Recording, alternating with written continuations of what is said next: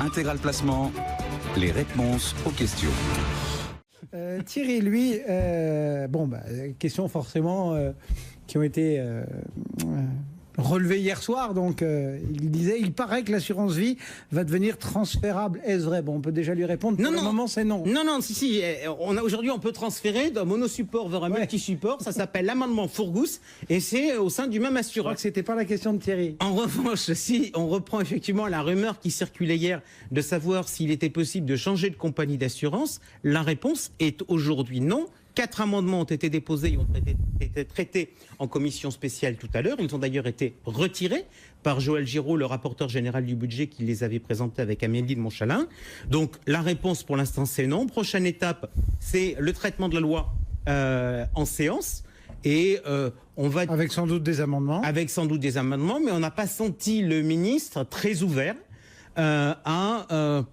ce qui, à mon avis, devrait être une nécessité si on veut véritablement avoir de la concurrence dans le monde de l'épargne. Il n'est pas possible que l'assurance vie, qui avec ses 1700 milliards d'encours, soit un secteur sur lequel il n'y a pas de concurrence.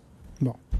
Pas de risque de déséquilibre si jamais on ouvre à la concurrence dans ce secteur-là. Non, mais on va être... Parce qu'il y a eu, depuis votre chronique tout à l'heure, pas mal de réactions sur Twitter, notamment de spécialistes. Alors, on va peut-être pas rentrer dans les détails parce que ça devient hyper technique. Mais... Non, mais moi, j'entends les gens qui me disent « Ouais, mais vous vous rendez pas compte, si on va à la transférabilité, ça va être un gros bazar et on va mettre les assureurs en difficulté, notamment s'ils sont contraints de vendre des titres en moins-value. » Alors, on va être honnête.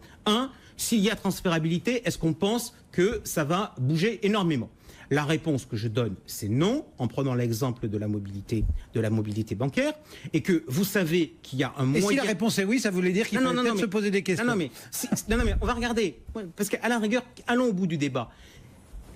Comment on peut faire pour attirer le client? On va lui dire, regardez, j'ai un super produit, etc. C'est pas comme ça contre les... Alors, un super taux, vous dites. Attendez, il y a un règlement sur les taux garantis, les assureurs n'ont pas le droit de faire n'importe quoi. Deuxième élément qu'on a pour attirer le chaland, je vais vous mettre une prime, mais jusqu'à preuve du contraire, la CPR, le régulateur en matière d'assurance, a défini des règles sur ce que l'on avait le droit de faire en termes de prime ou ce que l'on n'avait pas le droit de faire.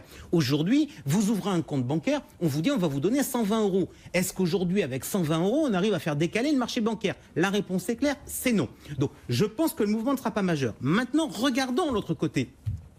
On risque en cas de transfert déstabiliser les assureurs. Mais attendez, les assureurs, ils sont si faibles que ça? On n'a pas des réserves de capitalisation qui existent quand on a vendu des obligations pour faire face à d'éventuelles pertes? On n'a pas des marges de solvabilité? On nous dit qu'on a l'assurance française la plus sûre au monde.